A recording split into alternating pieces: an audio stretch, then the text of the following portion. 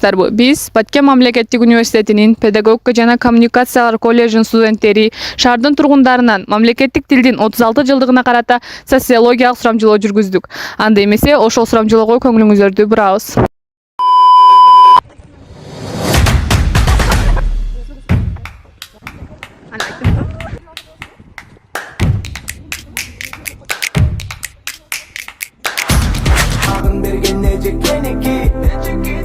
Sözüm kımbat kırgız eldiki Elimdin canı menen barabar жерге İlgeri ata babalarыбыз келген Улутум сүйлөсүн деп эне дил берген Урпагы сактасын деп менеттен арнаган.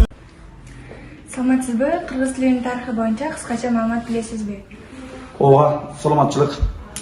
Саламатсыңарбы? Биздин кыргыз тилибиз азыркы дүйнөдөгү эң байыркы, анан эң бай тилдин бири. Саламатсызбы эже? Дефицит сөзүнүн кыргызча маанисин кандай түшүнөсүз? Саламатсыңарбы? Дефицит деген сөз бул таңкыз, жетишсиз деген сөздү билдирет да. Мисалы үчүн биздин кыргыздарда мындай сөз өтө мындай тез колдонулуп келген сөздөр да. Көп нерселер мындай жетишсиз болуп, таңкыз болуп, ушундай сөздөрдү азыркы күндө жаштарыбыз ушинтип сүйлөшөт да. Бул өтө өкүнүчтүү. Бирок кыргыз тилибизди дайыма сүйлөп, окуп, билип жүрүшүбүз керек деп ойлойм. Жообуңуз үчүн чоң рахмат. Саламатсызбы? Сизге бир суроо берсем болобу? Болот. Наушник деген сөздүн кыргызча аталышын билесизби? Наушник деген сөз кыргызчасына кулакчын болот. Саламатсызбы? Мен сизге азыр суроо берсем болобу? Саламатчылык. Ооба, макул. Азыр обычно деген сөздүн кыргызчасын кандай түшүнөсүз? Обычно дегеннин кыргызчасы мындай адаттагыдай деген. Рахмат. Саламатсызбы? Сизге бир суроо берсем болобу? Болот. Малина сөзүнүн кыргызча аталышын билесизби? Малина сөзү негизинен кыргызча кулкунай дейт, анан дагы бир эмеси аталышы бар, данкурай деп аталат экен. Ошо малина. Рахмат. Саламатсыздарбы? Саламатчылык. Сиздерге бир суроо берсем болобу? Ага, бериңиз. Сразу деген сөздүн кыргызча аталышын билесиздерби? Бат эле, дароо, элемди билдирет. Ооба, туура. Малина деген сөздүн кыргызча аталышын билесизби? Кыргызча аталышы даңкурай эмеспи? Ооба, туура. Рахмат. Мышык сопу деген сөздүн маанисин кандай түшүнөсүз? Мышык сопу дегени сопу деген үчүн мышык эме кылсын деп. Сопу деген өзү азанчы деп билем, лекин мышык сопу деген өзүн билет. Жагымсыз ишти баштап коюп билмексен болгон адамды мышык сопу дейт.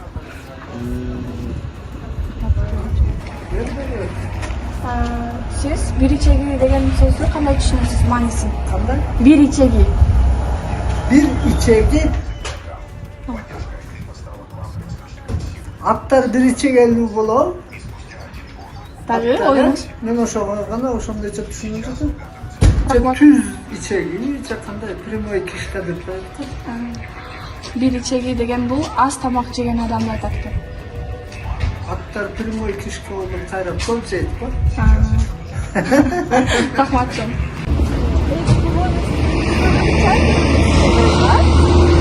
Çok olayla suroo berem. Малтапы? Дай. Малтапы кандай болот кыргызчасы? А? Улукчун. Молодец, туура. Саламатсызбы? Зарда деген сөздүн маанисин түшүнөсүзбү? Билбейт экен, кары менен чыкканда чыгылым унутуп калдым.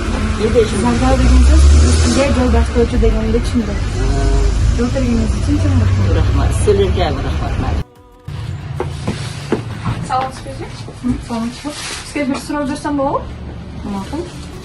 Сразу деген сөздүн кыргызча аталышын билесизби? Кыз болгондон кийин албетте билебиз да. Кыргызчасы мисалы бат болот, эртерээк. Ошол? Ооба, туура. Рахмат чоң. Кетип турмай. Наушник деген сөздүн кыргызчасы кандай болот? Кулактын. Молодец, рахмат.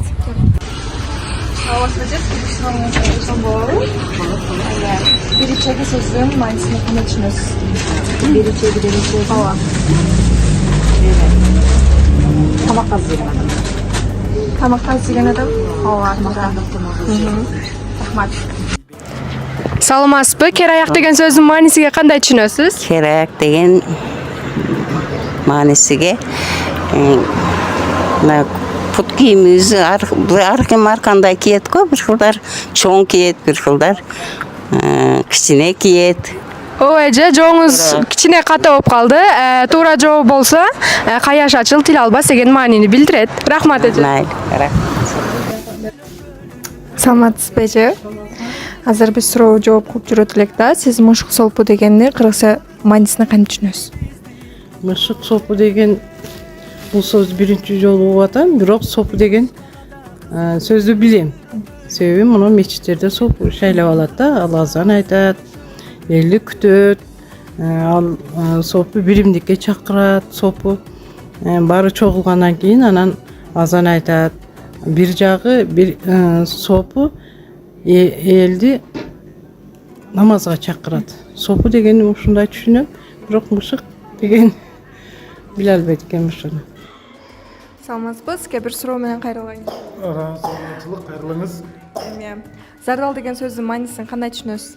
Зардалы деген сөздүн мааниси бул деген башчы деген сөздү билдирет, башкаруучу деген сөздү билгизет. Кыргыз тилинде зардалы деген анткени бул сөздү биз иштеген жерде көп колдонобуз. Туура, рахмат. Саламатсызбы? Мышык сопу деген сөздүн маанисин кандай түшүнөсүз? Мышык сопу мышыктын оокаты дегендей.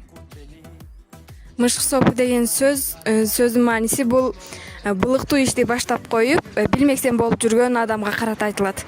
Рахмат. Саламатсызбы эже? Сизге кераяк деген сөздүн маанисин кандай түшүнөсүз? Кераяк деген сөздүн маанисин мен өзүмчүл, өзүнү жогору ойлогон, мен өзүм менен эме башка адам жоктой, ушундай менен сиңген адамды ойлойм да, кераяк депчи.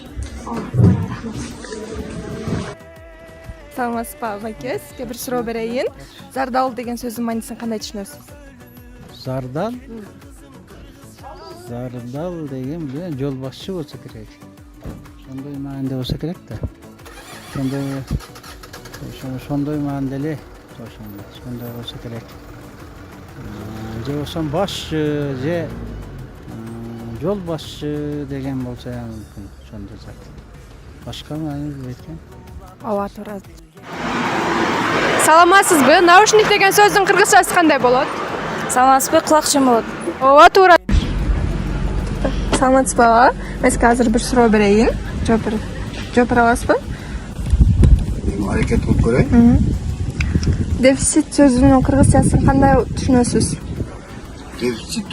Дефицит деген нерсе бул эми жок нерсе да, жок нерсе мындай табылышы кыйын нерселер. Табылышы кыйын нерселерди дефицит. Дефицит деген нерсе бирок табылат, адам жанынан башка баары жок табылат. Бирок дефицит да бул эми өтө кыйын табылышы. Рахмат. Болду? Азыр бир суроо берейин. Дефицит деген сөздүн маанисин кандай түшүнөсүз? Дефицит деген сөз бул жетишпестик, камсыздык деген маанини билдирет. Саламатсызбы? Сизге бир суроо берейин. Малинанын кыргызчасы кандай болот? Малинанын кыргызчасы даңкурай. Саламатсыздарбы? Силерге бир суроо берейин. Кукут деген сөздүн маанисин кандай түшүнөсүздөр?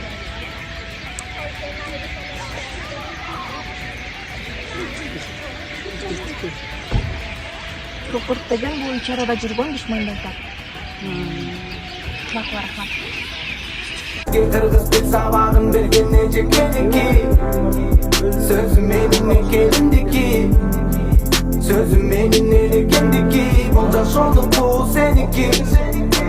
Сага Кыргызбек сабагын берген эжекеники, сөзү ki Erimdin canı menen barabar жерге İlgeri ata babalarыбыз келген Улутум сүйлөсүн деп мени дил берген Урпагы сактасын деп мени